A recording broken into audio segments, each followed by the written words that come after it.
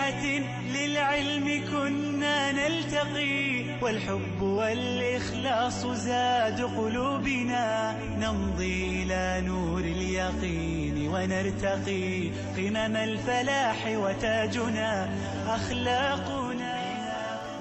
Assalamu alaikum wa rahmatullahi ta'ala wa barakatuh. Bienvenidos a Consultas Islámicas. Hoy, jueves, inshallah, vamos a estar a su disposición para responder a sus consultas, sus dudas relacionadas con el Islam y la jurisprudencia islámica. Tenemos muchas consultas y preguntas que nos llegan a través de las redes sociales. Intentaremos darles cabida hoy en este programa y contestarles, inshallah, en compañía de nuestro querido y estimado hermano Tawfiq Shadei Al-Harraq. Assalamu alaikum wa rahmatullah. ¿Qué tal estás? Bien, Barakallahu. Barakallahu Fik, inshallah, en su compañía y con su conocimiento vamos a disfrutar también aprendiendo acerca de nuestra querida religión. Inshallah, vamos a entrar con un par de temas introductorios que he estimado que son bastante importantes, aunque antes de hacerlo les recuerdo las diferentes vías que tienen ante ustedes para contactar con nosotros. Tienen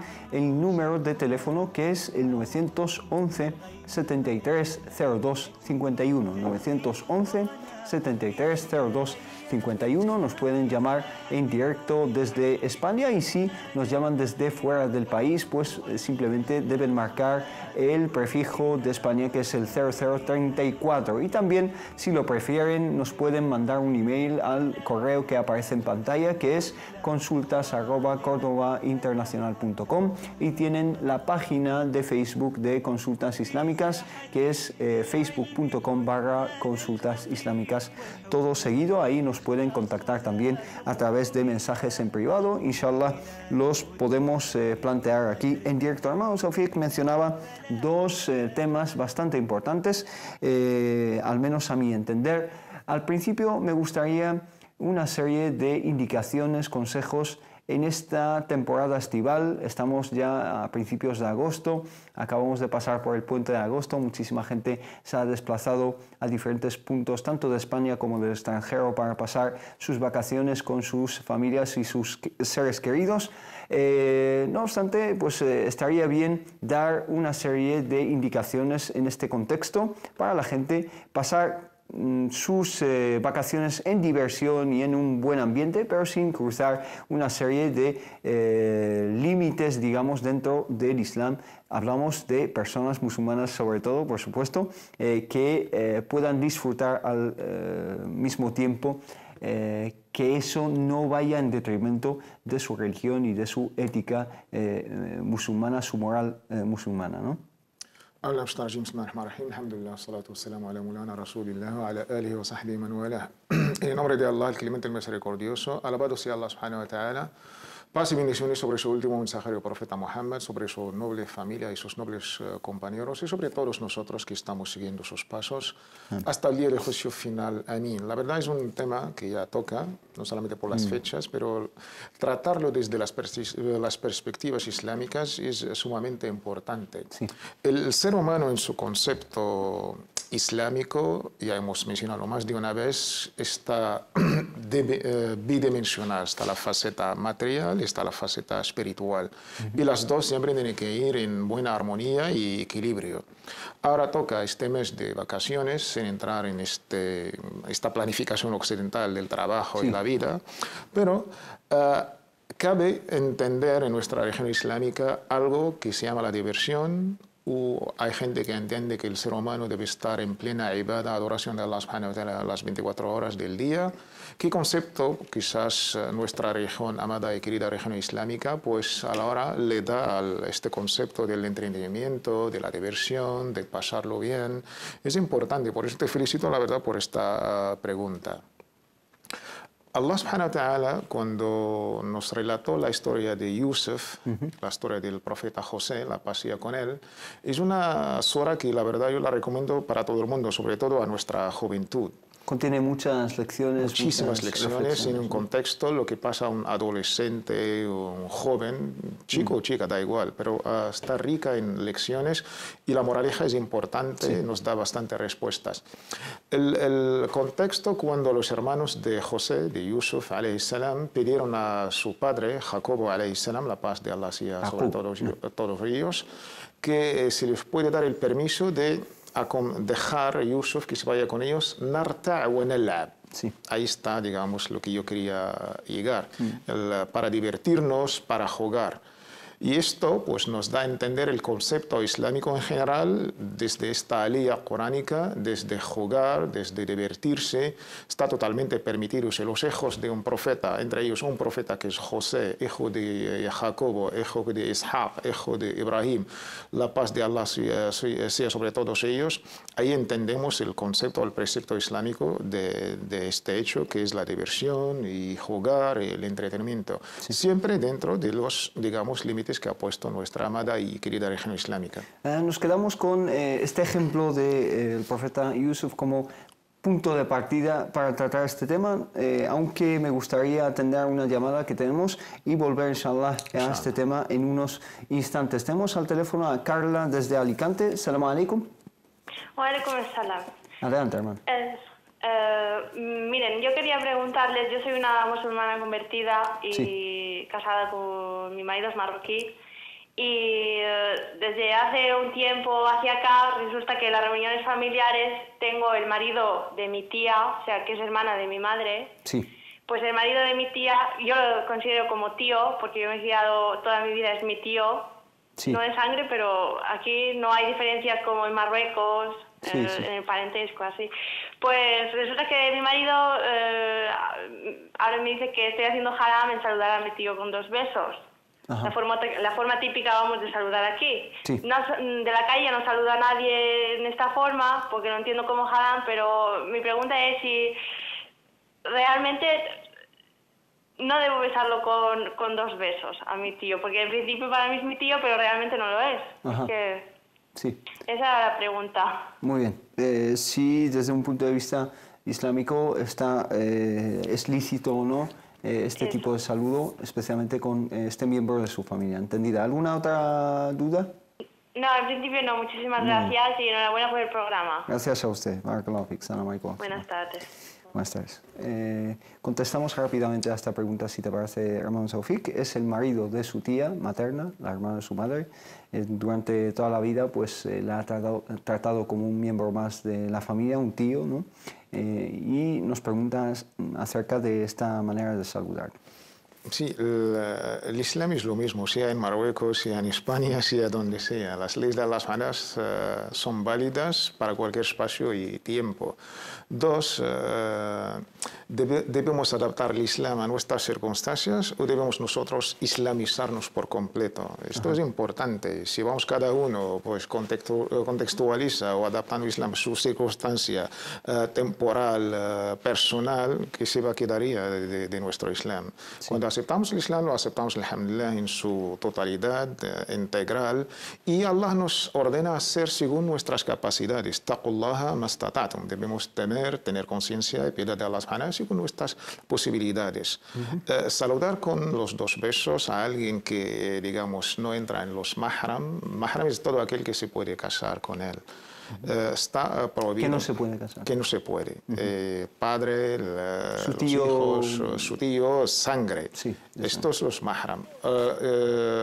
Si descartamos los mahram, nos quedamos con el ajanib, los extranjeros. Pero en términos jurídicos, los extraños, todo aquel que se puede casar con esta persona. Ahí el Islam pone sus normas y sus límites.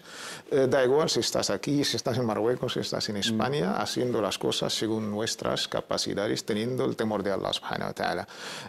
El debate entre los sabios está en saludar estrechando la mano. Ya no vamos a entrar y ahora a los besos. Yo creo que con el saludo de la mano y respetando la divergencia entre nuestros sabios es suficiente, inshallah. Que no puede saludarle de esa manera porque no es su tío, digamos, de sangre, ¿no? Exactamente. entendido, inshallah, también lo esto no solamente en nuestra claro. religión amada islámica. Si fuera alguien budista o hindú, ya sabemos, ni siquiera se puede tocar. Ahí desde lejos se pone las manos así.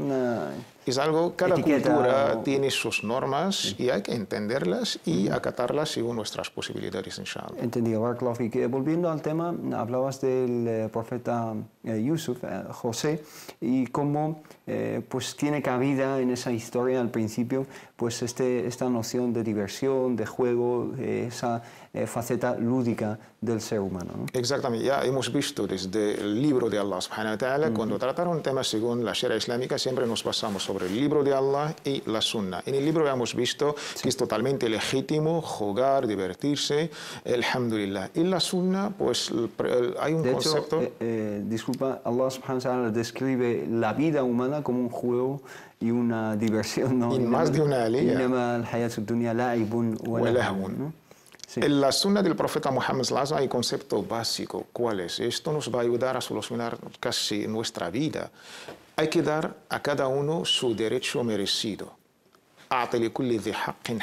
La máxima de nuestro profeta Muhammad sallallahu alaihi wasallam. Cumple con los derechos de todos y cada uno. Tu cuerpo tiene derechos sobre ti, pues hay que darle su merecido derecho. Tu familia, tu país, tus amigos, tus hermanos, tu religión, tu cuerpo. Y ahí el profeta Muhammad nos ordena, hay que cumplir con estos derechos. Esto es el concepto básico. En nuestro cuerpo, que en esta faceta material, desde su origen del barro, de la arcilla, Allah subhanahu wa ta'ala, también es totalmente reconocido y merece ciertos derechos.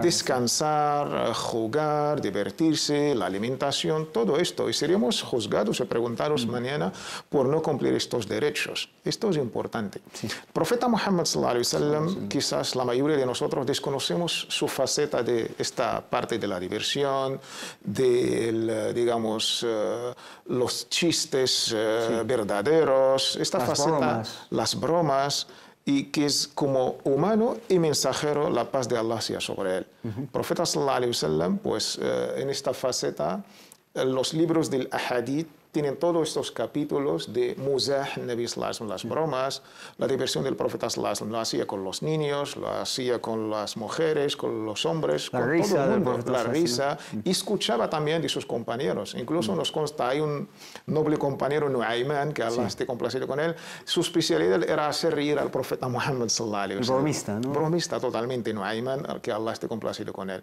De ahí, pues, el profeta sallallahu alaihi wasallam, según nos cuenta el Imam al-Bukhari en su Sahih, en el año de las delegaciones, Am al-Wufud recibía una de estas delegaciones, la delegación de los abisinios, Wafd al-Habasha. ¿Y qué han hecho estos abisinios? En la mismísima mezquita del profeta Muhammad, la paz sea con él, el lugar sagrado, digo, el segundo lugar más sagrado en nuestra amada y querida región islámica, pues hacían unos bailes, movimientos deportivos, bélicos. El profeta sallallahu alaihi wasallam, pues, junto con su mujer, nuestra madre, la madre de todos los creyentes, Aisha, que Allah esté complacido con él, pues seguían este espectáculo dentro de la mezquita. Lo estaban viendo, ¿no? Lo estaban viendo los dos. Y esto nos da no solamente la legitimidad, pero nos da también esta faceta, este precepto islámico que el Islam considera para la diversión y para pasarlo bien dentro de todo lo que complace a Allah subhanahu wa ta'ala. De hecho, la madre de todos los creyentes, Aisha, describe la escena y dice que puso su mejilla sobre el hombro del profeta sallallahu alaihi wasallam, que es una escena bastante tierna. El profeta Muhammad sallallahu alaihi wasallam apoyaba a estos abisinios. Sí, los animaba, ¿no? Exactamente. Entonces tiene cabida digamos, esta diversión y pasarlo bien, descansar, etc. Hablamos al principio de una, digamos, una visión occidental, etc. ¿En qué se diferencia, digamos, de la visión islámica? La división islámica es este equilibrio entre la dimensión espiritual y la dimensión material. La dimensión espiritual está totalmente ausente, digamos, en la cultura, en la economía.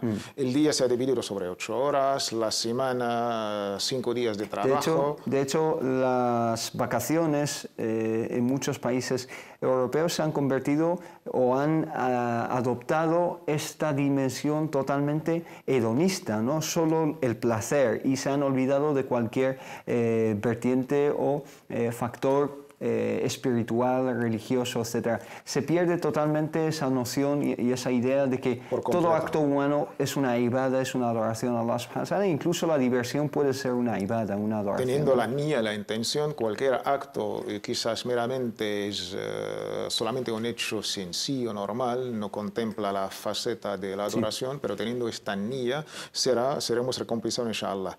Pero la cultura occidental es fruto de un pasaje bíblico incluso.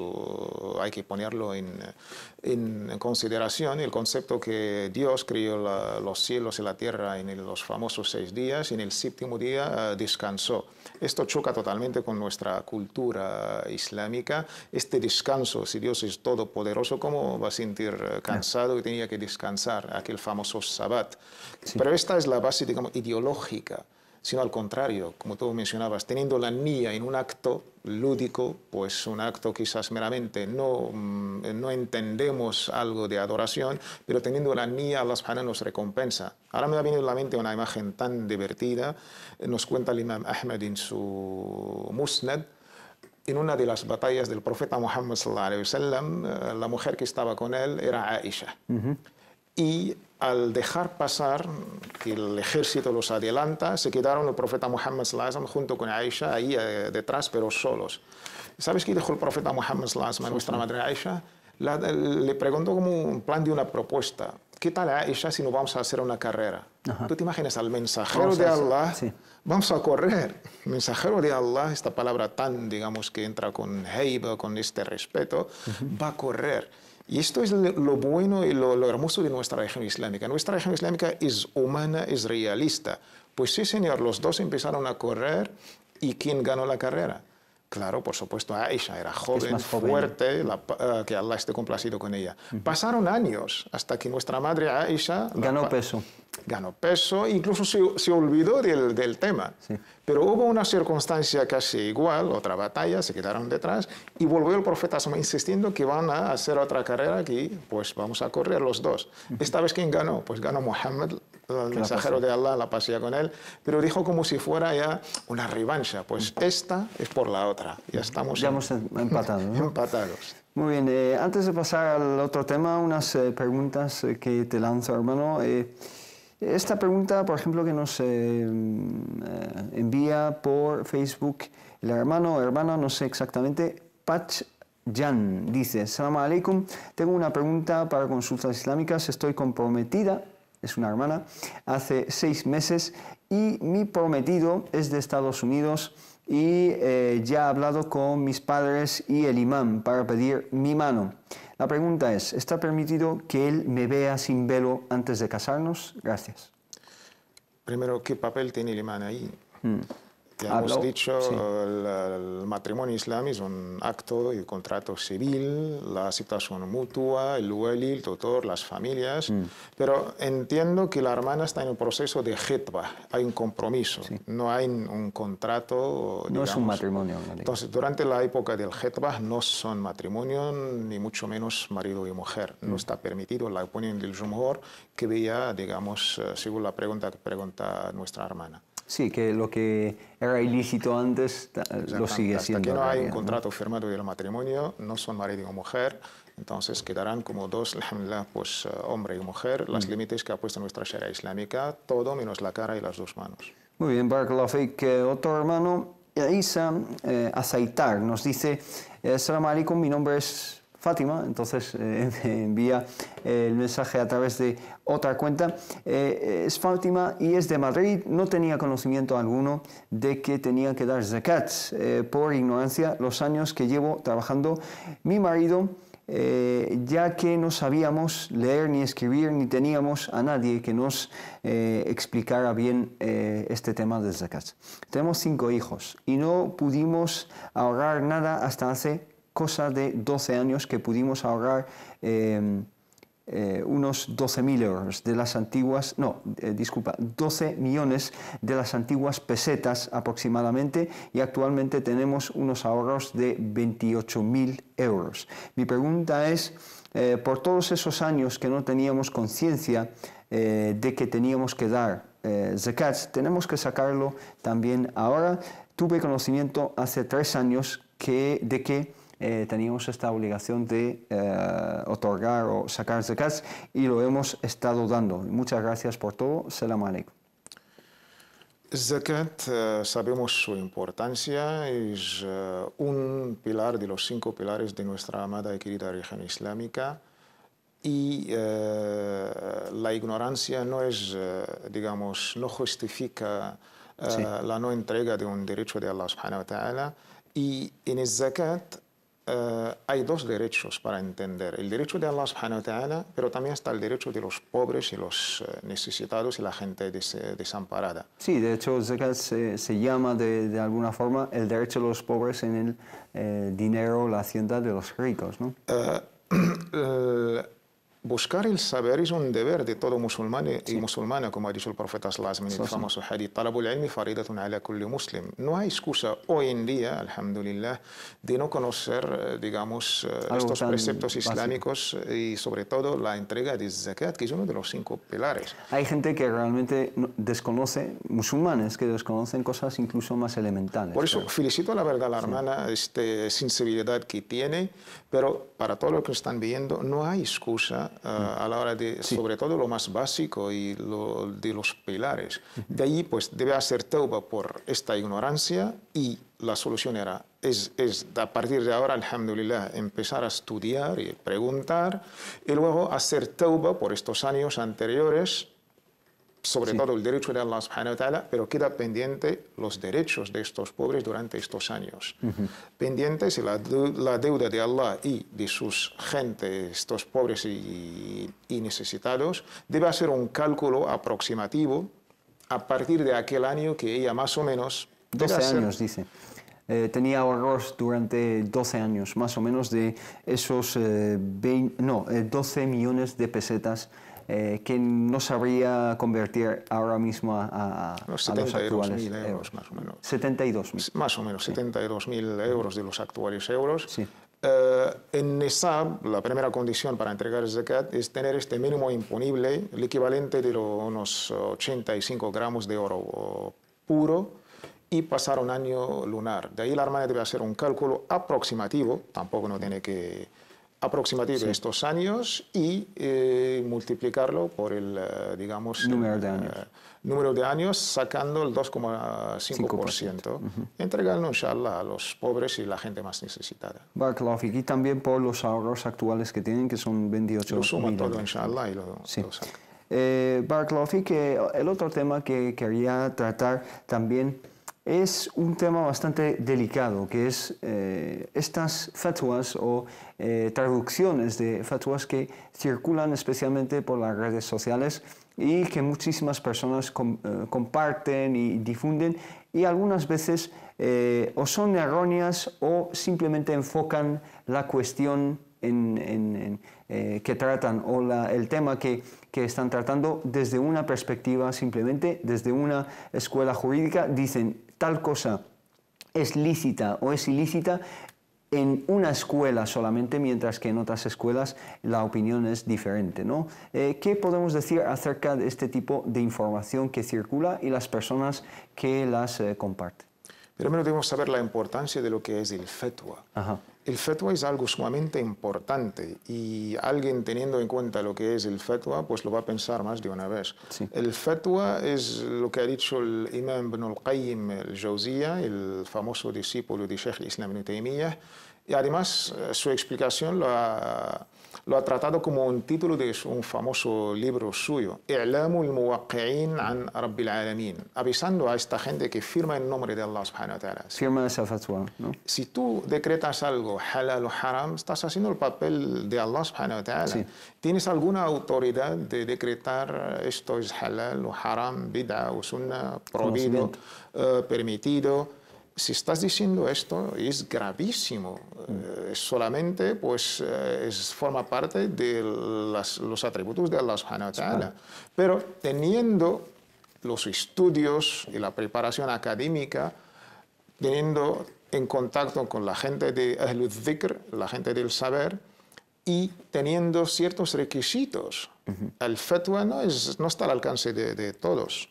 Hablaremos de esos requisitos y también de las fatwas o las opiniones y veredictos que circulan por las redes sociales. Después de atender una llamada, tenemos con nosotros a Nurdin desde Valencia. Salam alaikum. Wa alaikum salam wa rahmatullahi wa barakatuh, hermanos. ¿Cómo estáis? ¿Bien? Muy bien, alhamdulillah. Adelante, hermano. Nurdin no, es Nasruddin. Ah, disculpa, Nasruddin. Pues mi pregunta es... Es que estoy divorciado, tengo 4 hijos. Sí. Y llevo más de 5 años en el paro. Ajá. Y también tengo una enfermedad mental. Ajá. Y ahora pues estoy viviendo en una casa de ocupas. Ajá. Y mi pregunta es, estoy gastando luz y agua y no pago nada. Sí. Es para decir si eso es ilícito o lícito. Entendido. Quiere decir, es halal o haram que estoy gastando agua y luz y no pago nada. Entendido. Mi situación, ya como le he contado, que no encuentro trabajo, estoy enfermo, estoy en tratamiento y no lo sé si eso es halal o haram. Por favor, que me contestáis esta pregunta. Entendido. ¿Alguna pregunta para el hermano Nasruddin? No, de momento nada. Muchas gracias. Assalamu alaikum. Barakallahu fik. Salam alaikum. Wa alaikum salam wa rahmatullah. Bueno, antes de volver al tema que tratábamos, la cuestión que nos plantea el hermano Nasruddin. El tema del hermano Nasruddin la debemos tratar mejor desde el punto de vista jurídico y ciudadanía y derecho. Estamos en un estado de derecho. Yo creo que los ciudadanos deben tener una vida digna según nos garantiza nuestra Constitución. Derecho al trabajo, el derecho a una vivienda digna. Son capítulos y artículos de la Constitución española que todos estamos bajo su umbral.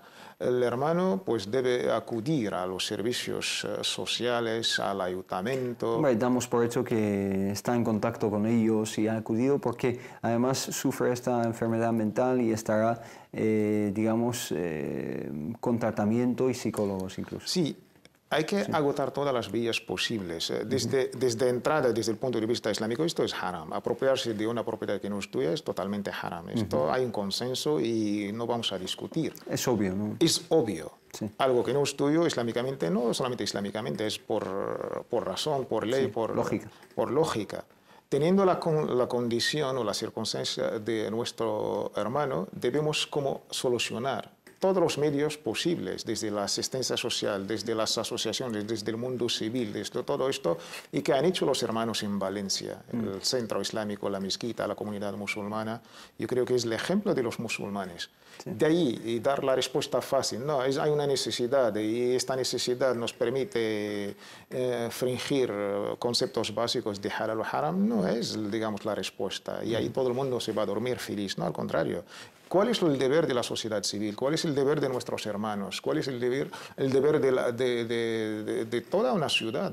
El ejemplo de hermano yo creo que no es lo único. Y de ahí la respuesta es, ¿qué han hecho los hermanos en Valencia? ¿Qué ha hecho la comunidad musulmana? ¿Qué ha hecho la comunidad de derechos humanos? El hermano debe buscar y debe insistir. Conozco un ejemplo, quizás no lo vamos a dar como ejemplo para seguir, pero en Barcelona había una familia, no solamente toda una familia, se encontraban más o menos en la misma situación. Después de agotar todas las vías posibles, y sobre todo el tema de la vivienda, se han hecho ahí manifestación durante el ayuntamiento. Delante del ayuntamiento se han ido toda la familia durmiendo ahí y todo eso, llamando a los medios de comunicación. Sí. Y ha sido una manera de presionar. Sí. Y al final, pues las autoridades pertinentes no han tenido más remedio que buscar una solución más o menos para esta situación. Sí. Resumiendo, el consumo del hermano de luz y agua, que es específicamente lo que pregunta él, la luz y el agua que consume sin pagar a cambio. todo lo que está utilizando el hermano es de entrada es haram, pero también hay que entender su situación. Él no lo está haciendo por querer o adrede, al contrario, está en una situación totalmente desamparado. 4 hijos que están divorciado, 4 hijos, su situación mental, pero esto no justifica, digamos... Sí, tiene que buscar una alternativa. Tiene que buscar una alternativa. Su situación se entiende, el Islam lo respeta, pero no es la solución definitiva. Sí. Está en una situación excepcional. Dentro de esta excepción, el Islam le permite, según estas excepciones, pero debe hacer dua, buscar, según la sociedad civil en su conjunto, de salir de esta situación. Mañana, el mes que viene, el año que viene. Sí, es una situación que no se puede aceptar a largo plazo en el Islam y tampoco es una situación, digamos, aceptable desde el punto de vista de la dignidad humana. Vivir con 4 hijos en esas circunstancias pues tampoco es aceptable. Inshallah, hermano Taufik, nos vamos a una pausa y volvemos con ese tema tan importante que tocábamos hace un momento. Volvemos después de muy pocos minutos.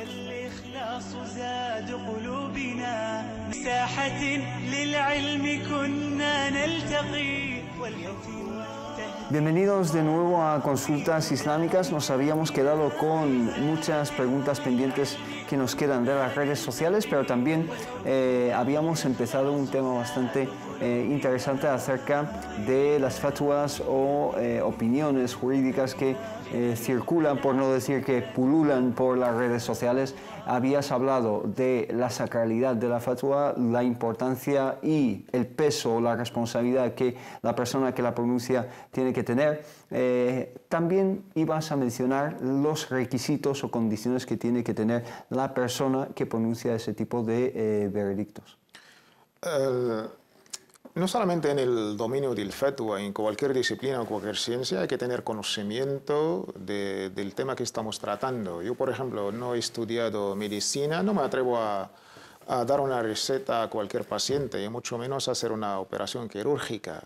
Sin embargo, en el campo de las ciencias del Islam todo el mundo se atreve y esto es, la verdad, bastante peligroso. Sí. El mufti, según las categorías del usul fiqh, están ahí, alhamdulillah, todo el mundo los conoce. Pero lo más básico, antes de entrar en lo más difícil, es el conocimiento, no solamente el conocimiento, el dominio del árabe, del idioma el árabe. Entonces está un dominio profundo del idioma árabe para entender los textos y poder sacar su semántica, su significado, su balagha, su elocuencia, bastante importante. Es más del 50% de entender lo que Allah nos quiere decir y su mensajero Muhammad sallallahu alaihi wasallam. Desconocer el árabe y copiando fatwas por aquí y por allá, estamos haciendo, yo creo que es bastante daño. De allí me extraña muchísimos hermanos y muchísimas hermanas sin conocer el árabe a fondo, pues haciendo esta labor de copiar fatwas de este sabio o del otro, incluso traducidas. Y ya no te hablo del nivel de la traducción, claro, que del lenguaje técnico. No muchas veces deja mucho que desear. Bastante, la verdad. De una fatwa escrita por un sabio, emitida por un sabio en árabe, de ahí traducirla a otro idioma.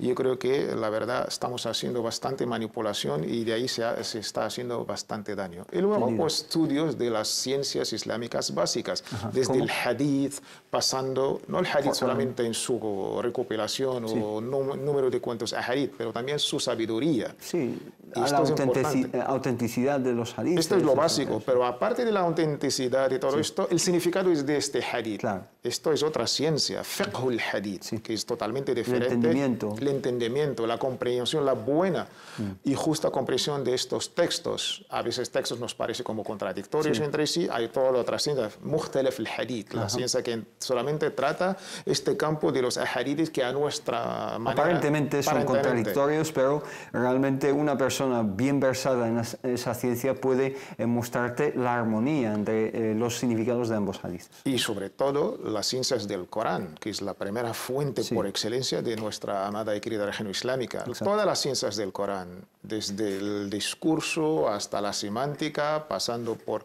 todas las ciencias que ya están, alhamdulillah, redactadas por nuestros sabios, llegando a las ciencias jurídicas, que es el fiqh y usul fiqh, sobre todo los fundamentos de la jurisprudencia islámica. Usul fiqh, muchas personas ni siquiera conocen la existencia de este campo del conocimiento. O sea, la gente piensa y es algo esencial, elemental, ¿no? Es la matemática, es que no podemos decretar o hablar de fatwas desconociendo el usul, los fundamentos de la jurisprudencia islámica. Es como hacer física sin matemáticas, ¿no? Totalmente, es que están las aliyas, están los ahadiths del profeta Muhammad sallallahu alaihi wasallam, pero ¿qué manera? Digamos, para interpretar o para sacar un veredicto de esta alía o de este hadith es genérico, específico, esta alía es abrogada, depende de no ha sido abrogada, el contexto es solamente para una persona en concreto o para todo, digamos, todo el mundo. Yo creo que usul fiqh trata entre estas cosas. Yo creo que es la herramienta más necesaria para hablar de fatwas y hablar de decretos y veredictos. Y para terminar este tema, las redes sociales y su papel a la hora de difundir estas cosas. Desconociendo dos cosas. Aparte de todo este bagaje técnico, hace falta dos cosas. Maqasid al-Sharia y fiqh al-Ma'alat. Tenemos todo este bagaje, pero no conocemos los objetivos de la Sharia. Maqasid al-Sharia. Es primordial. Tengo el texto, tengo la fatwa, pero ¿va con los objetivos del Islam? ¿Qué pretende el Islam? ¿Qué quiere de nosotros? Exactamente. Es que los objetivos generales, estos propósitos, son importantes a la hora de decretar una fatwa. Esta fatwa va a realizar el propósito de Allah y su mensajero. Y luego, teniendo la fatwa elaborada, ¿qué consecuencias nos va a traer después? Teniendo en cuenta las consecuencias al-ma'alat, el mufti puede incluso cambiar su fatwa. Y de ahí tenemos las fatwas que decretó el imam Shafi'i en Bagdad, totalmente distintas de sus fatwas en Egipto. Sí, por las consecuencias que pueden ser contraproducentes. Puedes decir algo positivo que luego se puede traducir sobre el terreno en algo totalmente opuesto, ¿no? De ahí tenemos en usul fiqh, la jurisprudencia islámica, las fatwas cambian según el espacio, el tiempo, la persona, la circunstancia, van cambiando. El contexto, ¿no? Y de ahí coger una fatwa, copiarla de un país a otro, de un sabio a otro, un sabio clásico, contemporáneo, y hacer una traducción del fast food y todo esto y publicarla, yo creo que estamos haciendo bastante daño. Y cuando más se trata gente que no domina el árabe, gente regresada al Islam, se crea una confusión total. Y esto es obvio, lo vemos, fatwas sobre el embarazo, sobre el adulterio. Hace muy poco en Ramadán vi casi el mismo perfil de una persona, dos fatwas contradictorias. Una, la contradicción total de nuestros sabios. Incluso decía que había un consenso sobre la entrega de zakat en dinero. Hay que entregar zakat al-fitr que no es el caso. En cereales. Y ahí pasando, pues, otra fatwa que, según el imam Abu Hanifa, permitía. Entonces, ¿en qué quedamos? Dos fatwas contradictorias. No se puede sacar zakat en dinero, hay que sacar zakat en cereales o en especie. Yo creo que esto confunde mucho más que ayudar a nuestra gente a entender y amar nuestra Sharia islámica. Bueno, y como siempre conviene recordar que en Consultas Islámicas no emitimos ningún tipo de fatwas ni intentamos emitir, digamos, lo que son veredictos religiosos o de jurisprudencia islámica. Simplemente transmitimos, explicamos veredictos que han sido hechos por grandes ulama, grandes eruditos del mundo islámico, y explicamos bayan ahkam, es decir, explicamos los ahkam del Islam, los preceptos islámicos. Tenemos al teléfono a la hermana Fátima desde Madrid. Salam alaikum. Wa alaikum salam. Assalamu alaikum, Isam. Wa alaikum salam.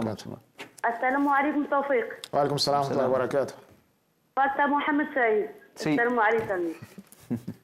Bueno, tengo una pregunta que yo no entiendo bien. Sí. Es que pienso casarme aquí primero en Madrid, con español, pero eso es Sahada. Primero aquí y luego, si Dios quiere, en Marruecos. No sé si eso es halal o no es halal. O sea, si es... Y la segunda pregunta, por favor. Sí, pero la primera pregunta... No entiendo, Ayem al-Baida, una hermana mía de Marruecos. Ayem al-Bid, sí. Ayem al-Baida, no sé qué es. Vale, muy bien. ¿Alguna otra pregunta? No, gracias.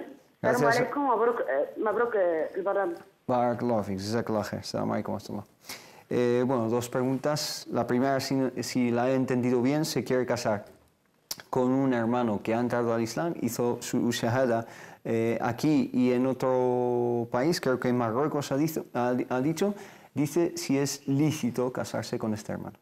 Si es musulmán, claro, por supuesto. Y de aquí, pues decimos a nuestra hermana, Mabruk, Burika lakuma, wa jama'a Allahu bainakuma fi khair, que Allah os bendiga a los dos y que os junta, inshallah, en su bien camino del Islam. Inshallah. El matrimonio en Islam es civil, se trata de un contrato. Y de ahí las autoridades aquí en Madrid, alhamdulillah, cualquier entidad religiosa reconocida por el Ministerio de Justicia, en el caso de Madrid tenemos los dos grandes centros islámicos, Abu Bakr del Estrecho y Rey Fahd de M30, puede acudir ahí directamente y con los requisitos que ellos les van a pedir, y su matrimonio, alhamdulillah, es totalmente islámico, válido. Luego, por temas administrativos, debe convalidarlo según su país de origen para las facilidades burocráticas y administrativas. Puede que ella también sea española también. La segunda pregunta, ella dice el Ayam al-Baida, pero en realidad en el hadith del profeta sallallahu alaihi wasallam habla del Ayam al-Bid, ¿no? Entonces, este ayuno de estos 3 días, ¿cuáles son? El Ayam al-Bid, o en castellano se ha traducido por noches, las noches blancas, la mushahata fil istilah. Se refiere el profeta sallallahu alaihi wasallam a los 3 días del mes lunar. Cuando el mes lunar está en luna llena, la mitad del mes lunar, que son el 13, el 14, el 15 del mes árabe lunar. Cuando la luna está llena, por eso viene el nombre de Baida o blancas, por la luz de la luna que está llena. Es sunna, ¿qué quiere decir? Quiere decir recomendable. El profeta sallallahu nos habló de la gran recompensa de todo aquel que pueda ayunar estos días. No son, su ayuno no es obligatorio, es sunna, recomendable. Si la hermana puede ayunar, pues será bastante recompensada por Allah subhanahu wa ta'ala. Barakallahu fik, mencionaba al hermano Mohammed Said que no está con nosotros por razones que mencionamos la semana pasada, porque ha tenido una recién nacida y desde ahí aquí le mandamos un saludo y le felicitamos de nuevo. El hermano Luis García nos pregunta lo siguiente. Dice, tengo una duda que me ha surgido acerca de la dirección del rezo. Me imagino que es el Qibla. Quería saber dónde o cómo se sabe hacia dónde rezar, quién lo dijo y si está registrado en la Sunna, hadices o algún otro sitio. En los inicios hacia Jerusalén y después hacia la Meca. ¿Por qué o a qué se debe ese cambio? Allah subhanahu wa ta'ala nos ordenó la salat o la oración en aquel famoso viaje. La salat hay partes, pero la última parte de la obligación de salat es en aquel famoso viaje del Isra o el Mi'raj, el viaje nocturno y la ascensión hasta el séptimo cielo del profeta Muhammad sallallahu alaihi wasallam. Su viaje desde Mecca a Jerusalén, a la mezquita lejana del Aqsa. Durante estos 13 años de su época en la Meca, el profeta sallallahu alaihi wasallam rezaba a la manera de nuestro padre Abraham, la paz sea con él, y siguió haciendo lo mismo casi 2 años después de su hijra y su égira, pero exactamente 16 o 17 meses. Durante todo este tiempo, 14 hasta 15 años, el profeta sallallahu alaihi wasallam rezaba salat ibrahimiyya, el rezo de nuestro padre Ibrahim, 2 rakat por la mañana, 2 rakat por la tarde, según el consenso de nuestros sabios. Se dirigía hacia Jerusalén, como decía el hermano Luis García. Y Jerusalén es la qibla de todos los profetas y mensajeros que presidieron a nuestro mensajero Muhammad sallallahu alaihi wasallam. Pero en este transcurso de la vida, de la humanidad, de los mensajes, Allah subhanahu wa ta'ala quería hacer un contacto desde nuestro padre Abraham y el fin, que es Muhammad, de todos los profetas, el sello de todos los profetas y mensajeros, y haciendo este contacto entre el primer día y el último día, entre el primer profeta, primer mensajero y el último profeta. Si la primera mezquita que ha sido edificada jamás sobre la tierra es la mezquita al-Haram de Mecca. Y de ahí Ahora, con Muhammad sallallahu alaihi wasallam, el sello y último de todos los profetas y mensajeros, ahora es la hora ya de recuperar este inicio desde el primer día de la humanidad y hacer el contacto entre los profetas y el mensajero. Ahora toca ya Mecca volver a ser lo que ha sido desde el primer día, la mezquita, la qibla, la orientación de cualquier creyente hacia la adoración de Allah subhanahu wa ta'ala. Decías que la primera mezquita o templo que ha sido edificado en la tierra es Mecca, y esto es un texto coránico, ¿no? Sí, de ahí el hermano puede consultar tranquilamente el segundo capítulo, Al-Baqarah, a partir de los versículos, si no me equivoco, 140 y algo, 142. 3, por ahí. Ahí Allah empieza a hablar de este cambio de Jerusalén hacia la Mecca, pero para un poquito consagrar esta, digamos, relación entre el primer profeta y el último. Si el mensaje es uno, Dios es uno, lo mismo también la qibla es una para todos los creyentes. La ley a la que hago referencia también dice que el primer templo o mezquita que fue construida es la de Mecca, ¿no? Por esa, con ese nombre. Sí, Mecca es otro sinónimo otro nombre de Mecca. Mecca. Sí. Los sabios hablan de Mecca como tan sagrada, uno se concentra y llega incluso a llorar. Mecca de buka. Sí. Llorar por el temor de Allah subhanahu wa ta'ala. Incluso en los salmos se menciona el valle de Mecca. Es verdad. El valle de las lágrimas, que se traduce a veces como valle de las lágrimas, aunque en el original es valle de Mecca, y habla de un pozo que está ahí, que también en Génesis y en Isaías habla de otros pasajes semejantes. Así es. La pregunta también es acerca de la qibla. Dice, quería saber dónde y cómo se sabe hacia dónde rezar. La qibla es hacia la dirección de la Meca, donde está ubicada el santuario de Meca, del Kaaba, esta casa cúbica. Sí. Esto, alhamdulillah, por sabios, por astronomía, es muy fácil de ubicarnos, de buscar esta orientación. También existen en el mercado ciertas brújulas que te indican dónde está exactamente la dirección de Mecca, que es nuestra qibla. Sí, y el Corán habla de que debemos dirigirnos a Mecca, nos dice... hasta la mezquita, al haram de Mecca. Mecca es por, digamos, cuando queremos redondear la frase, pero Mecca es una ciudad, pero dentro de Mecca está la sagrada mezquita, al haram, que es la primera mezquita que ha sido edificada. También nos habla el profeta Muhammad en varios ahadith, en cualquier libro del fiqh de jurisprudencia, consultando el capítulo de Salat y el Qibla, hay varios ahadith que nos indican dónde y cómo se calcula la orientación del Qibla. Y también en esos pasajes que mencionabas de la segunda o el segundo capítulo, ahí se habla de allá donde estéis, dirigiros hacia esa mezquita sagrada de Mecca. Otra pregunta, la hermana Lucía Fernández nos pregunta lo siguiente, dice: Assalamu alaikum, me pongo en contacto con vosotros ya que tengo una duda relacionada con el ayuno.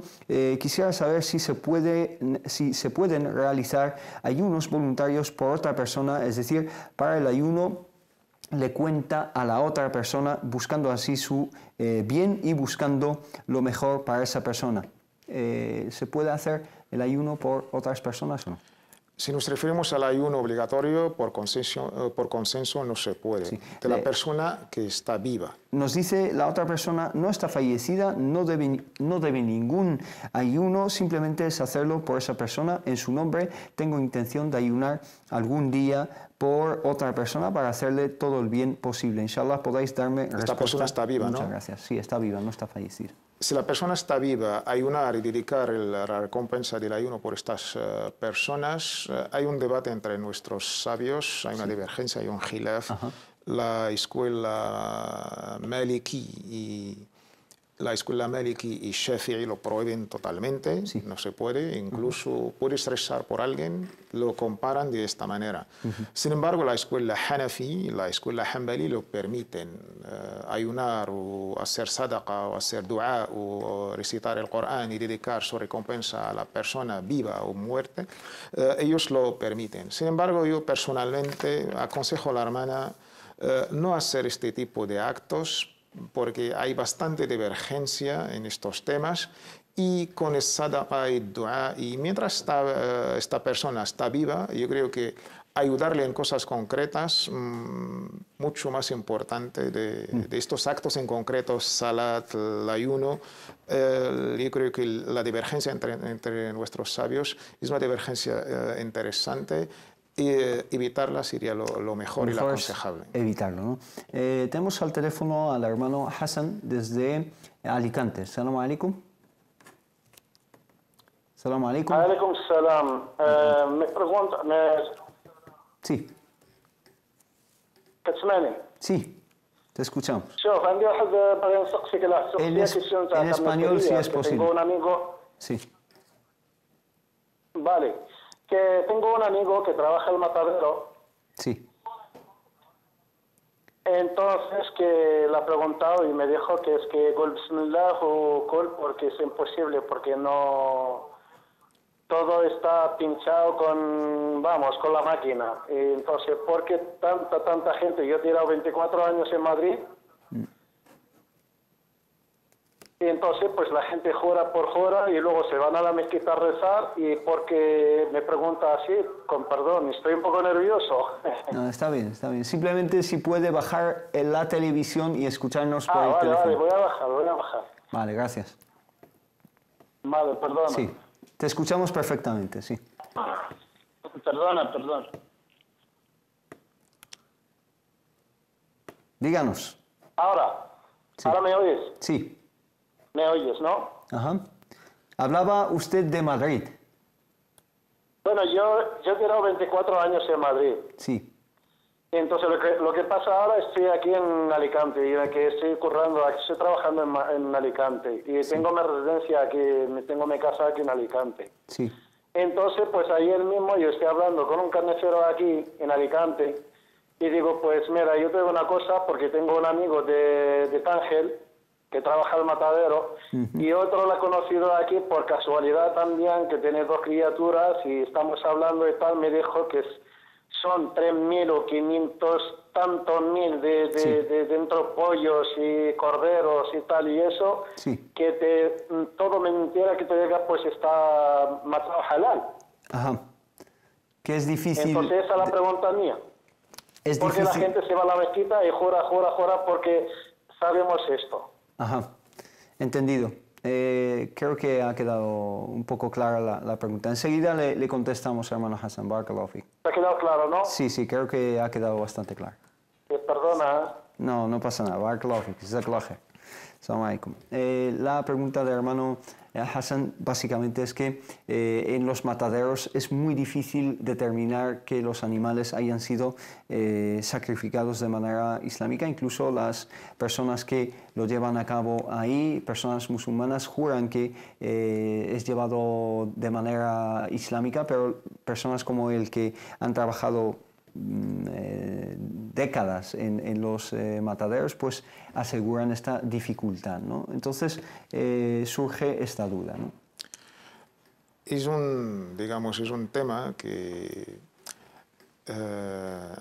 se menciona bastante y todo esto. Yo creo que es deber de la Comisión Islámica de España, que legalmente es la representante de estos 2 millones de musulmanes que hay en España, según los artículos que el Estado ya ha reconocido, lo que es la carne halal, la alimentación halal. Todo esto se ha quedado teórico. Deben designar una comisión investigadora que lleva el control desde la granja, pasando por el matadero, llegando hasta las carnicerías y los restaurantes. Los propios ciudadanos musulmanes no están haciendo su tarea, su trabajo. Yo creo que es un deber de todos, del conjunto de los musulmanes, activar estos artículos que se han quedado hace ya más de 20 años. Esto por un lado. Segundo, yo como musulmán, de una manera individual, Allah no me ha preguntado cómo esto está sacrificado o no. El carnicero que compra, yo tengo toda la confianza metida en esta persona. Carnicero musulmán que pone carnicería islámica halal. O carne halal.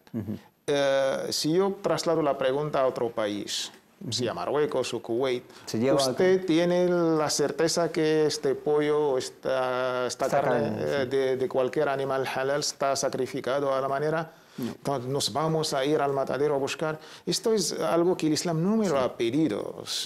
De ahí debemos respetar las normas islámicas. Como conjunto de la ciudadanía musulmana, sí, nos atañe pues, reivindicar nuestros derechos y cumplir con nuestras obligaciones. Pero como personas individuales, Islam nos aconseja no debemos meternos donde no nos llaman y luego no vamos a cumplir con las obligaciones. Y luego hay algo con mi experiencia en este contexto, hay guerras entre las empresas. Y hay que ser franco y también aprovechamos una carnicería o una empresa para un poco vender su producto y maldecir o poner en entredicho, pues pone esta rumología que esta carne no está sacrificada o la otra, pero también hay que investigar en esto. No debemos ser víctimas de estas luchas y estas competencias haram, prohibidas por supuesto, entre las empresas o entre las carnicerías. Barakallahu fik, esta problemática se plantea especialmente dando por hecho que la carne de las personas o sacrificada por cristianos judíos actualmente no es halal, porque existe un debate también. Existe un debate que ya sabemos, lo hemos dejado más. Así es. Una opinión que lo permita, otra opinión que no, aunque ya mi opinión personal. Sí, por supuesto. Es con la opinión del hermano Sufi es que solo se puede consumir la carne sacrificada por musulmanes según el rito musulmán, mientras que existe otra opinión que es la de un servidor y del hermano Mohammed Said, que también se puede consumir la carne sacrificada por la gente del libro, generalmente, que vivimos en un país de tradición católica cristiana y por lo tanto existe esta divergencia de problemas y esta pregunta o duda que nos plantea el hermano Hassan desde Alicante se plantea especialmente en la primera opinión, mientras que en la segunda no existe esa duda. Inshallah, nos hemos quedado sin tiempo, hermano Taufik. Te agradezco todas las explicaciones. Muchísimas gracias por todo. Jazakallah khair. Y a ustedes, muchísimas gracias por habernos seguido. Nos vemos, inshallah, la semana que viene con más explicaciones del hermano Taufik y más consultas islámicas. Assalamu alaikum wa rahmatullahi ta'ala wa barakatuh.